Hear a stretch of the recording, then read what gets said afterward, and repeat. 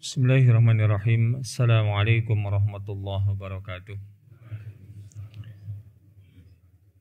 Innal hamdalillah wassalatu wassalamu ala Rasulillah wa ala alihi wa ashabihi wa man walah wala haula wala quwwata illa billah, amma ba'du. Kaum muslimin jamaah salat maghrib Masjid Al-Ikhlas Jatimulyo Yogyakarta rahimakumullah.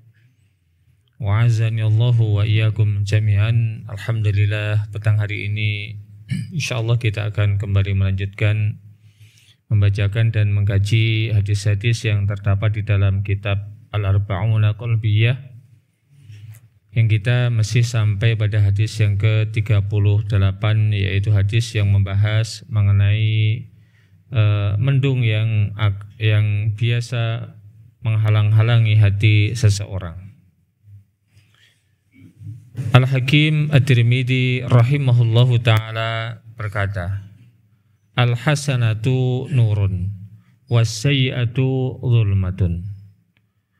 Kebaikan itu adalah cahaya, dan sebaliknya keburukan itu adalah kegelapan. Fa'idrakun nuri al-zulmata sari'un. Dan cahaya itu akan berjumpa ataupun akan ketemu, akan menyusul kegelapan dengan begitu cepatnya. Kenapa? Li'annal hasanata nurun mubtada'un min nuril iman. Karena yang namanya kebaikan itu adalah cahaya, di mana cahaya ini bersumber dari cahaya keimanan. Wal iman hudallah, dan iman itu adalah merupakan hidayah dari Allah Subhanahu wa ta'ala. Kenapa cahaya itu akan begitu cepat mengejar, menemui, menjumpai yang namanya kegelapan? Karena tadi dikatakan bahwasanya cahaya ini sumbernya adalah dari cahaya keimanan. Artinya ketika keimanan seseorang itu turun, apalagi turunnya drastis, maka otomatis dia akan kemudian menjumpai yang namanya kegelapan. Dan kegelapan yang dijumpai berbanding dengan penurunan keimanan yang ada pada diri kita. Fabinuril iman yahsunu talabuhu. Dengan cahaya keimanan inilah maka pencarian seseorang itu akan baik.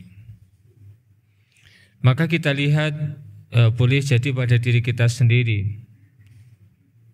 Kita bisa mengontrol apa yang ada pada diri kita sendiri.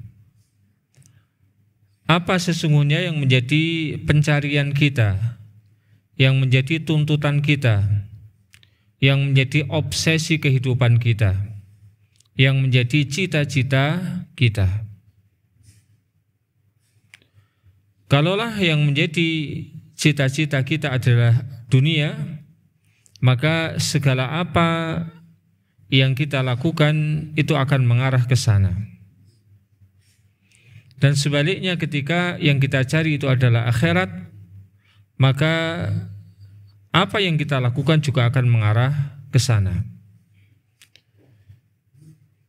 Satu contoh, ketika yang kita cari itu adalah akhirat, maka dunia yang kita dapatkan itu kita nilai, kita posisikan hanya sebagai sarana untuk meraih tujuan yang ada pada diri kita. Itu apa? Tujuan akhirat.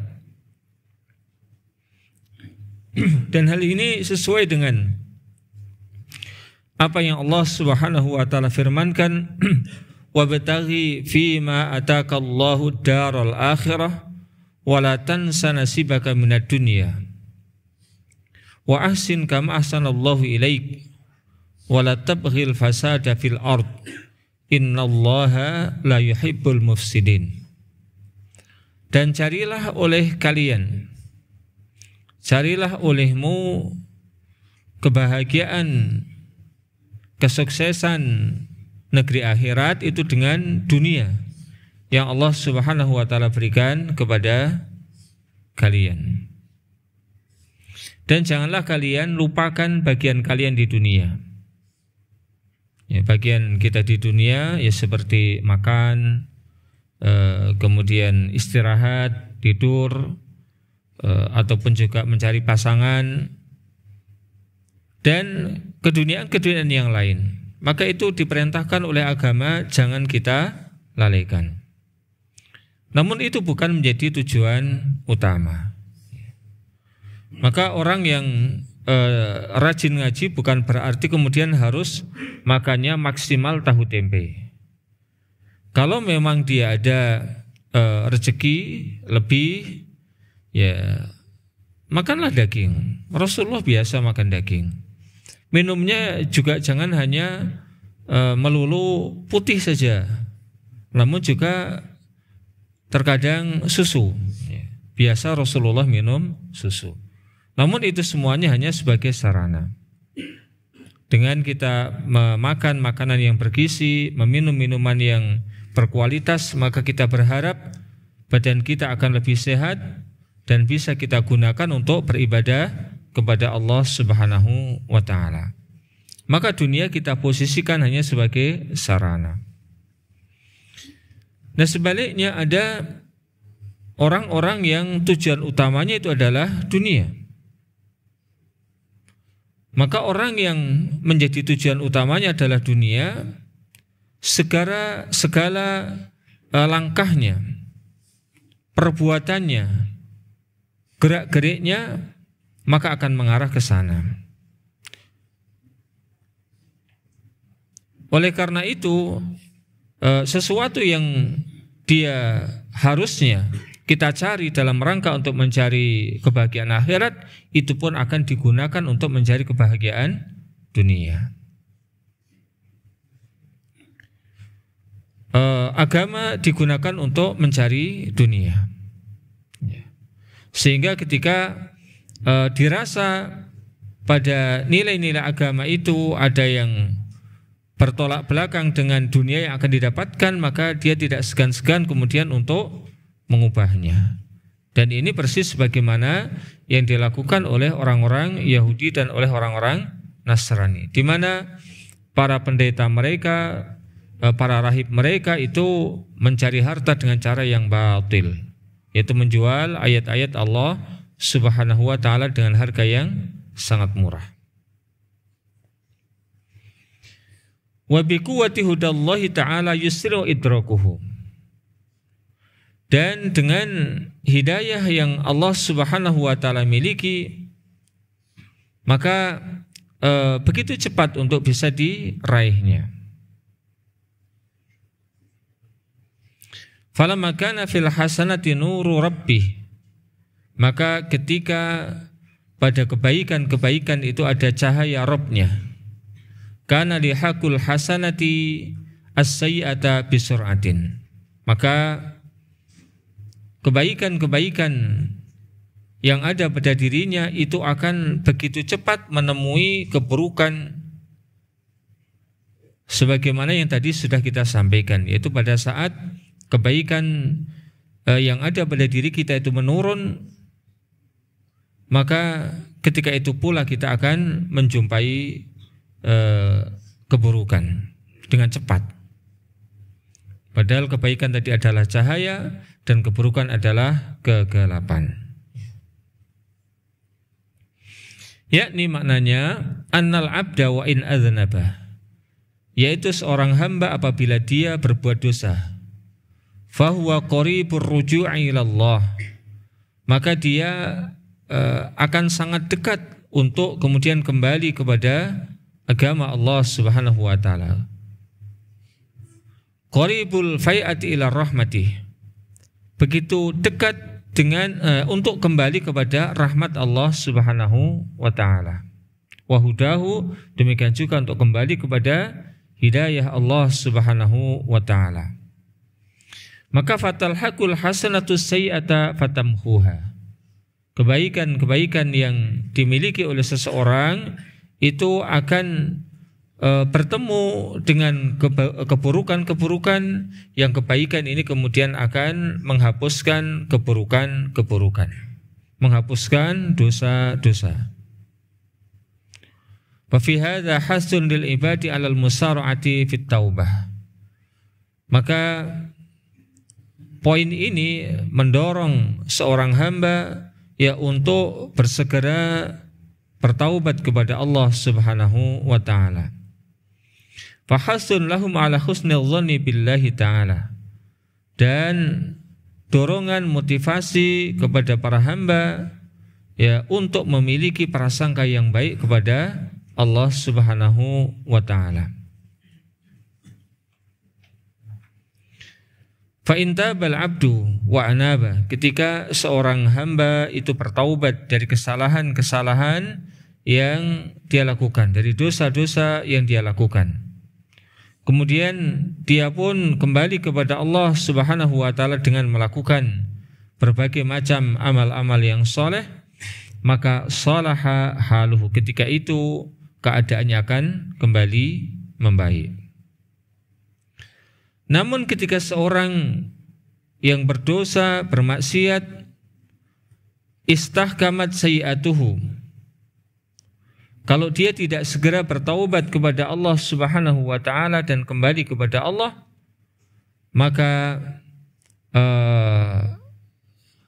dosa tadi akan mengakar. Dosa tadi, keburukan tadi akan mengakar pada dirinya. Hingga wa ghalabat zulmatuha, hingga kegelapan hati itulah yang akan mendominasi seseorang. Fa ghasyatil qalba, yang akan menjadikan hati itu menjadi hati yang kelam, hati yang keras ya. Kenapa? Karena ditutupi dengan kezaliman, ditutupi dengan keburukan, ditutupi dengan berbagai macam dosa. Ketika seseorang tidak segera bertaubat kepada Allah Subhanahu wa taala. Ibnul Qayyim Al-Jauziyah rahimahullah taala berkata, "Lil ma'asi minal asaril qabihatil madhmumati." Sesungguhnya berbagai macam kemaksiatan itu berdampak ataupun memiliki dampak yang buruk ya, yang tercela. Memiliki dampak yang sangat buruk dan tercela. Bahkan al-mudirrati bil qalbi, yang akan membahayakan kondisi hatinya, wal badan, juga badannya, fid dunya wal akhirah, akan berdampak keburukan, membahayakan dunianya dan juga akhiratnya. Ma la ya'lamuhu illallah, yang tidaklah diketahui seberapa hebatnya dampak tersebut kecuali oleh Allah Subhanahu wa taala. Faminha, di antara dampak dosa-dosa yang ada pada diri kita yang menjadikan sebab hati kita menjadi hitam, kelam karena dipenuhi dengan nokta hitam. Di antara dampaknya adalah khirmanul ilmi, ya, dihalanginya seseorang dari mendapatkan ilmu agama dan ilmu yang bermanfaat. Kenapa? Fa innal ilma nurun yakzifuhu Allahu fil qalbi. Karena sesungguhnya ilmu itu adalah cahaya yang Allah Subhanahu wa taala berikan kepada hati seseorang. Dan ini sebagaimana yang disampaikan oleh gurunya, ya satu di antara gurunya Imam Syafi'i rahimahullah taala, yaitu Al-Imam Waqi' bin Jarrah, ya, Al-Imam Waqi' bin Jarrah. Pada saat Al-Imam Syafi'i rahimahullah ta'ala mengadu kepada gurunya, "Wahai guruku, hafalan Al-Quranku kacau, ya, hafalan Al-Quranku kacau." Maka kemudian gurunya memberikan nasihat, ya, kepada Imam Syafi'i, dan Imam Syafi'i mengatakan fa'arsyadani ila tarkil ma'asi. Maka guruku memberikan nasihat, bimbingan kepada diriku agar aku meninggalkan berbagai macam kemaksiatan. Dan kemudian beliau, gurunya mengatakan fa'lam annal ilma nurun. Ketahuilah bahwasanya ilmu itu adalah cahaya. Yang la yuhda lil 'asi, yang tidak akan diberikan kepada orang-orang yang banyak berbuat maksiat. Wal maksiatu tudfi'u dzalika nur. Oleh karenanya maksiat itu akan memadamkan cahaya yang ada di dalam hati seseorang. Setiap kali seseorang berbuat maksiat, maka noktah putih yang bercahaya itu akan ditutup dengan noktah hitam. Wa min hada, di antara dampaknya adalah wahsyatun yajiduhal 'asi fi qalbihi bainahu wa bainallahi, yaitu rasa ketersendirian, keterasingan yang didapatkan oleh seseorang yang berbuat maksiat di dalam hatinya, menjadi hati yang kering, ya, hati yang tidak, ataupun hati yang diabaikan oleh Allah Subhanahu wa taala, ya. Hati yang diabaikan oleh Allah Subhanahu wa taala. Nah, orang yang demikian la tuzinuha wa la tuqarinuha ladzatun aslan. Seseorang yang hatinya dalam kondisi asing, dalam kondisi yang sepi, ya, kesepian, dalam kondisi yang kering, maka ini tidak akan bisa disamai, ya, ataupun disepadani, ditimbang sama sekali dengan berbagai macam kelezatan, kenikmatan.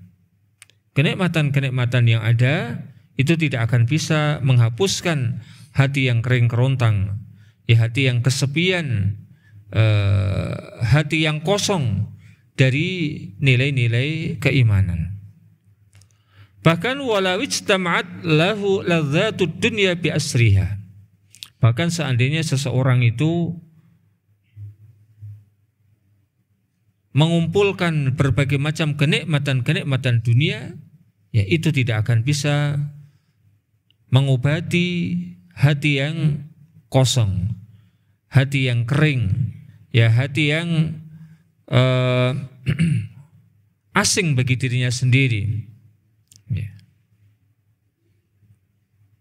Maka betapa banyak orang yang secara materi mereka memiliki begitu banyak, berlimpah ruah, berlebih bahkan, namun mereka tidak pernah mendapatkan dan merasakan kebahagiaan yang sesungguhnya, hingga mereka pun boleh jadi ketawa di bibir, namun hatinya begitu luka, ya, hatinya terluka, sehingga terkadang mereka mencari kebahagiaan dengan cara yang bisa didapatkan oleh mereka dari orang-orang yang tidak memiliki kelebihan-kelebihan duniawi sebagaimana yang mereka miliki.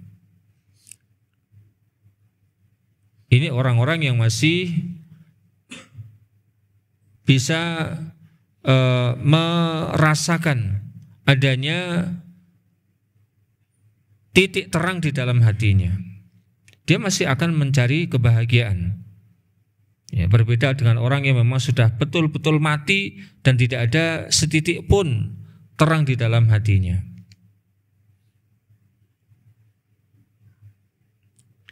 Maka lam tafi bitil kal wahsyah, ya, tidak bisa menutupi kegersangan, kesepian, kering kerontangnya, kosongnya hati yang dia miliki.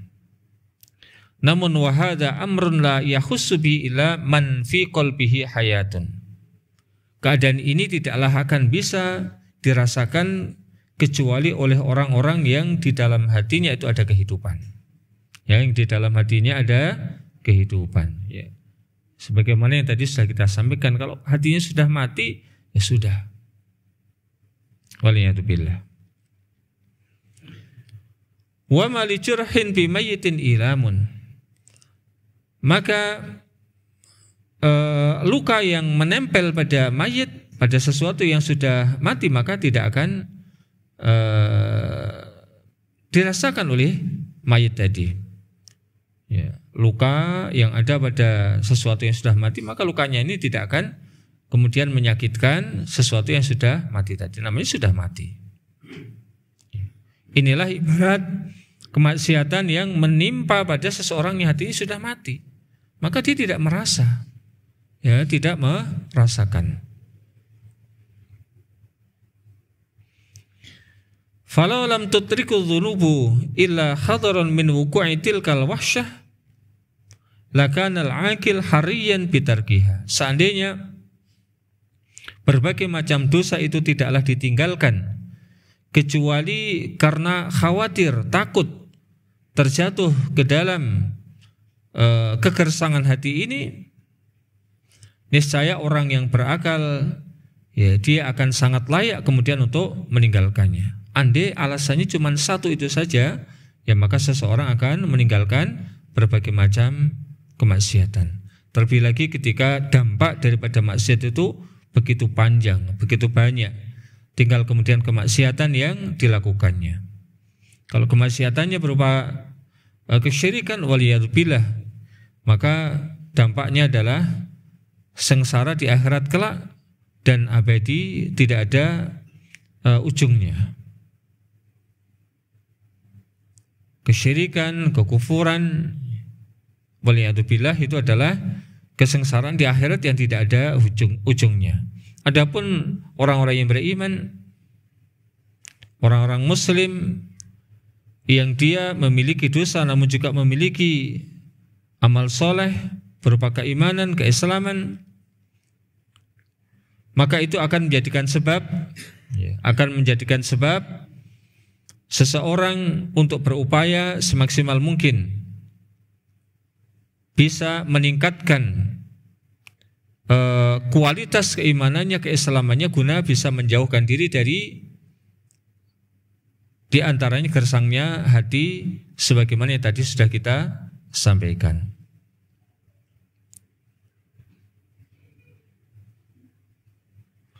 Wa min, ada di antara dampak dari kemaksiatan adalah zulmatun yajiduha fi qalbihi haqiqatan, yaitu kegelapan yang akan didapatkan di hatinya dengan sungguh-sungguh. Itu hatinya betul-betul secara fisik akan menjadi semakin hitam.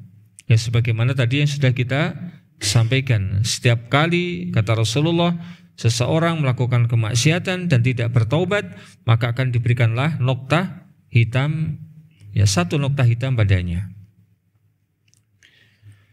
Yakhussu biha kama yakhussu bidulmatil lail al-bahim idza adlahamma.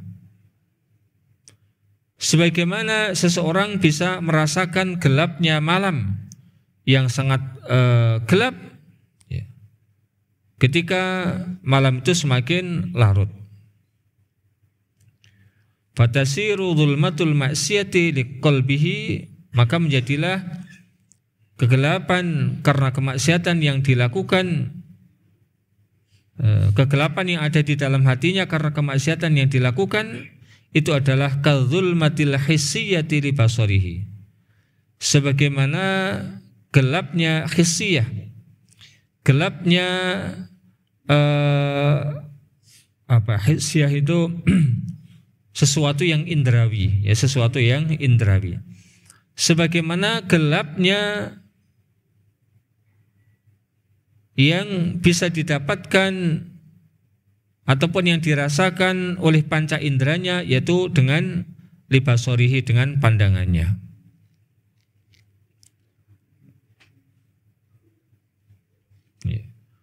Saya ulang, maka menjadilah kegelapan yang ada di dalam hati seseorang karena dampak dari maksiat yang dilakukan itu seperti gelapnya malam, ya, seperti gelapnya malam bagi pandangan seseorang. Fa inna ta'ah nurun, karena sesungguhnya ketaatan kepada Allah Subhanahu wa taala itu adalah cahaya, secercah cahaya. Wal maksiat zulmatun, dan adapun maksiat itu adalah kegelapan. Wa kullama qawiyati zulmatu, maka setiap kali kegelapan itu semakin menguat, izdadat hayratuhu, maka kebimbangan pun akan semakin bertambah. Kekacauan pun akan semakin bertambah.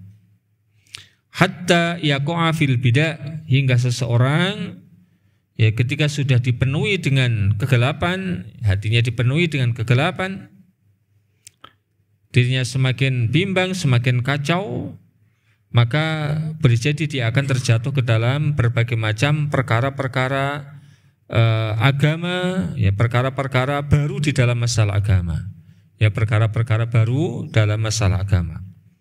Artinya perkara-perkara yang itu bukanlah perkara agama, namun itu dibuat oleh manusia dan diatasnamakan sebagai perbuatan agama, ataupun yang di dalam istilah agama disebut dengan bid'ah. Waddalalah, dan sesat, ya kesesatan.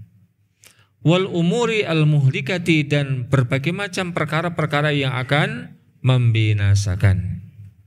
Ini setiap saat kegelapan itu menguat pada diri seseorang, ya, maka akan semakin menguat pula, akan semakin bertambah pula kebimbangan, keguncangan, kekacauan yang ada pada dirinya, sehingga dia terjatuh ke dalam perkara-perkara bid'ah, terjatuh ke dalam kesesatan, dan bahkan terjatuh ke dalam perkara-perkara yang akan membinasakan wa huwa la yas'ur, dan tidak disadari. Ya, tidak disadari. Kenapa gelap? Ya, hatinya sudah gelap, hatinya sudah kelam. Ka'ama ukhrija fi dhulmatil lail yamshi wahdah. Seperti, mohon maaf, seorang yang buta, yang dia dilepas di kegelapan malam dan diperintahkan untuk berjalan sendirian. Apa kira-kira yang akan terjadi pada dirinya? Dilepas di satu tempat yang dia belum pernah mengerti, tidak menggunakan alat, dan kemudian diperintahkan untuk berjalan. Ya, apa yang akan terjadi? Mungkin dia akan nabrak pohon, nabrak batu, ya, ataupun nendang batu, dan bahkan mungkin akan terjebur ke dalam jurang. Mungkin akan mendekat kepada binatang buas dan yang lainnya. Wa taqwa hadhihi dhulmatu hatta tadhhara fil ain. Dan ketika kegelapan ini semakin naik, semakin menguat, semakin bertambah, hingga akan tampak pada matanya, yang akan tampak pada matanya. Summa taqwa hatta ta'luwa al-wajh, dan semakin menguat pula hingga akan berdampak pada wajahnya. Wa tasir sawadan fil wajhi, hingga wajahnya pun akan menjadi menghitam. Hatta yarahu kullu ahadin, hingga semua orang akan bisa melihatnya. Maka orang-orang yang, mohon maaf, mukanya tidak, ini orang-orang Islam, ya, orang-orang Islam, ya, kita berbicara orang-orang Muslim yang sholat nggak pernah, kemudian ketaatan nggak pernah, malah akrab dengan kemaksiatan, ya ini akan berdampak pada fisiknya, pada matanya, pada wajahnya.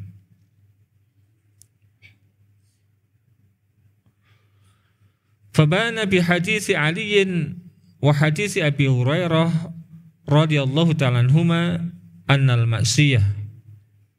Maka perkara ini menjadi sangat jelas dengan hadis yang disampaikan oleh Ali bin Abi Thalib dan hadis dari Abu Hurairah yang semoga Allah meridhai beliau berdua, bahasanya yang namanya kemaksiatan imma an takuna ka ghasyiatin, boleh jadi dia menjadi seperti ghasyiyah, seperti mendung, taghsyal qalba fatudlimuhu, yang akan menutupi hati hingga menjadikan hati itu gelap.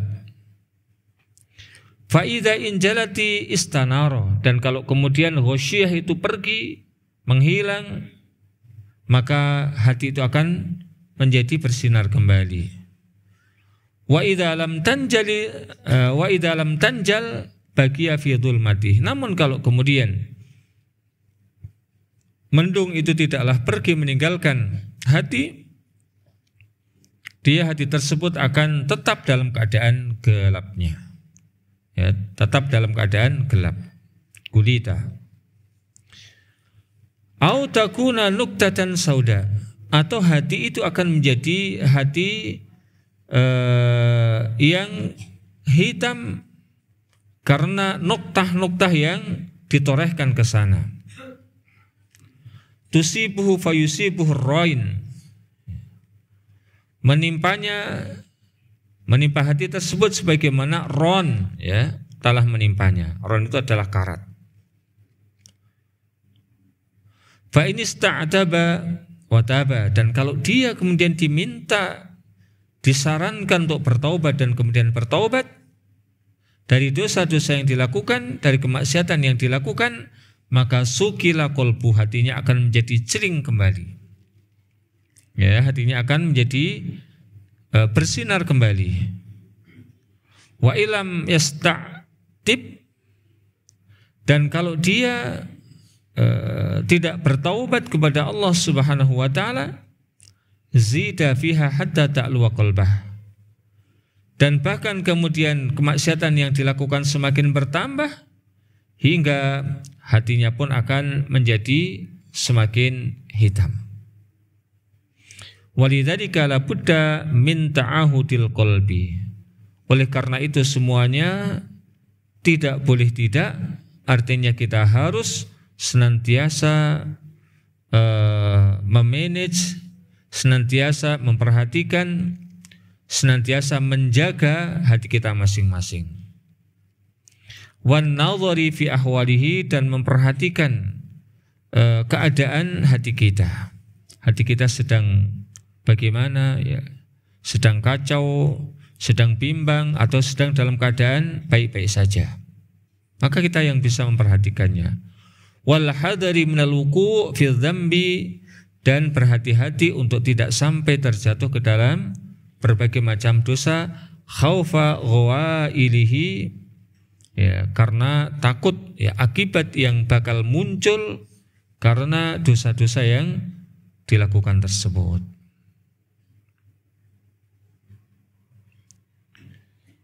Selesailah alhamdulillah, ya, hadis yang ke-38. Kita memasuki hadis yang ke-39. Ya. Setelah kita kemudian membahas masalah bahwa setiap hati itu memiliki mendung, nah kita sekarang membahas sesuatu yang sifatnya sifatnya optimis yang ada di dalam hati kita. Dari Sahal bin Hunayf radhiyallahu ta'ala anhu, dari Nabi alaihi salatu wassalam bersabda, man sa'alallaha syahadata bisidqin ballaghahu Allahu manazil asy-syuhada wa in mata ala firashihi.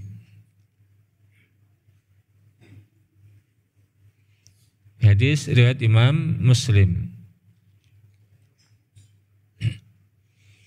Barang siapa yang meminta untuk menjadi orang yang mati syahid kepada Allah Subhanahu wa taala dengan sungguh-sungguh, ya, siapapun yang meminta kepada Allah untuk mati syahid, ya, dan mintanya itu dengan sungguh-sungguh, dan seseorang minta mati syahid dengan sungguh dan tidak, yang tahu hanya Allah Subhanahu wa ta'ala selain dirinya. Maka Allah Subhanahu wa ta'ala akan menyampaikan dirinya pada manazil, pada posisi orang yang meninggal dalam keadaan syahid. Meskipun dirinya meninggal di atas tempat tidurnya, ya. Meskipun dia meninggal di atas dipannya.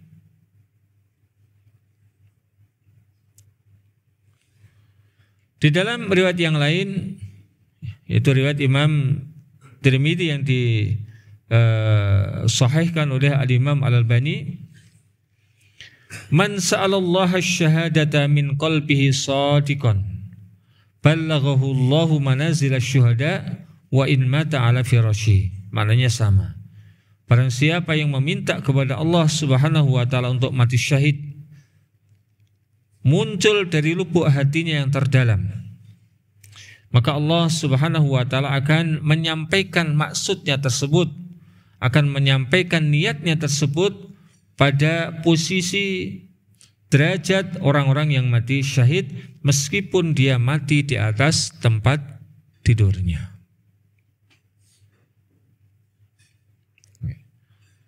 Kemudian dari Anas bin Malik radhiyallahu ta'ala anhu, di dalam hadis riwayat Imam Muslim, Rasulullah SAW bersabda, man talaba syahadata shadiqan u'tiyaha walau lam tusibhu.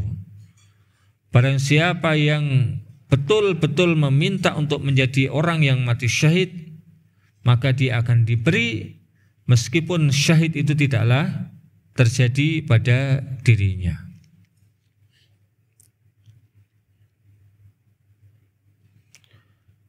Apa komentar Al-Imam Nawawi rahimahullah ta'ala terhadap hadis ini? Al-makna, maknanya adalah annahu idza sa'ala syahadata bisidqin u'tiya min sawabi syuhada wa in kana ala firasyi.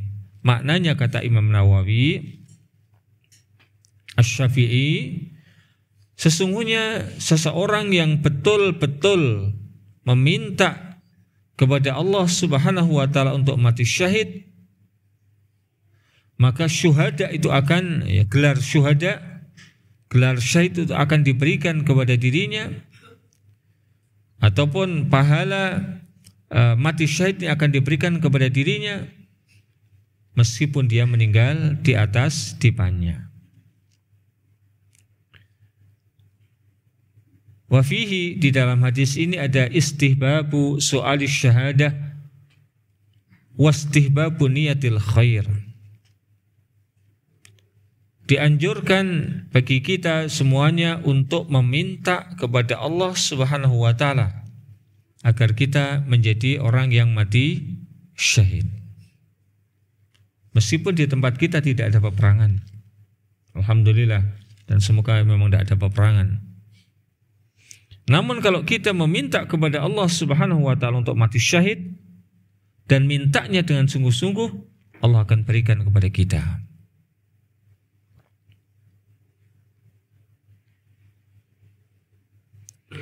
Dan dianjurkan pula seseorang untuk memiliki niat-niat yang baik yang lainnya. Niat-niat yang baik yang lainnya. Menimbang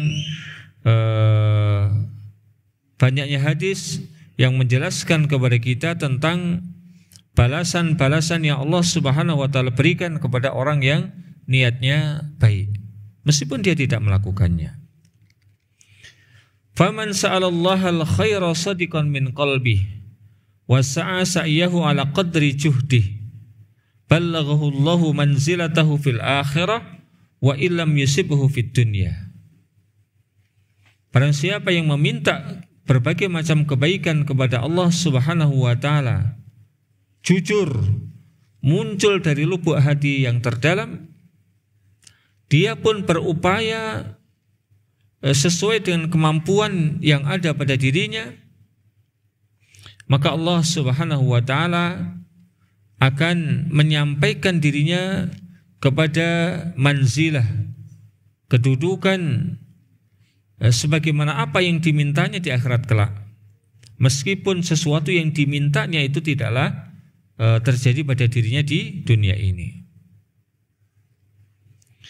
Ibnu Taimiyah rahimahullah ta'ala berkata, al-muridu iradatan jazimatan ma'a fi'lil makturi huwa bimanzilatil amil al-kamil. Orang yang memiliki keinginan yang sungguh-sungguh, yaitu dengan keinginan yang sungguh-sungguh, disertai dengan melakukan berbagai macam hal yang ia mampu melakukannya, maka sesungguhnya orang tadi menempati manzilah, kedudukan orang yang melakukan sesuatu dengan sempurna. Contohnya tadi, orang yang dia menginginkan untuk menjadi orang yang mati syahid, dia minta dengan sungguh-sungguh kepada Allah Subhanahu wa ta'ala, mempersiapkan diri, ya, menjaga agar badannya sehat, kemudian melatih diri dengan berbagai macam latihan yang bisa dia mampu untuk lakukan. Mungkin melatih melatih senjata ataupun yang lainnya, mengoperasikan senjata dan yang lainnya. Maka orang yang semacam itu dia akan ditempatkan oleh Allah Subhanahu wa ta'ala pada kedudukan orang yang melakukan peperangan itu dengan sempurna, sama dengan orang yang berperang dan mati di medan perang.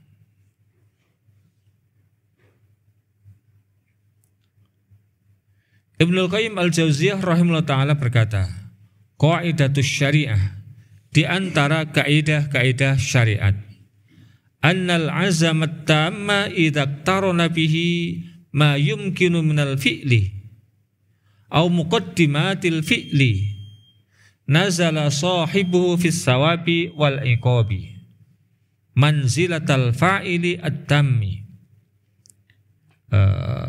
Seseorang yang memiliki tekad yang sempurna, tekad yang kuat, apabila diiringi dengan melakukan sesuatu yang memungkinkan untuk dilakukan ataupun melakukan pendahulunya, maka orang yang melakukan tersebut dia berposisi ataupun dia mendapatkan ganjaran ataupun dia akan mendapatkan hukuman sebagaimana kedudukan orang yang melakukan dengan sempurna.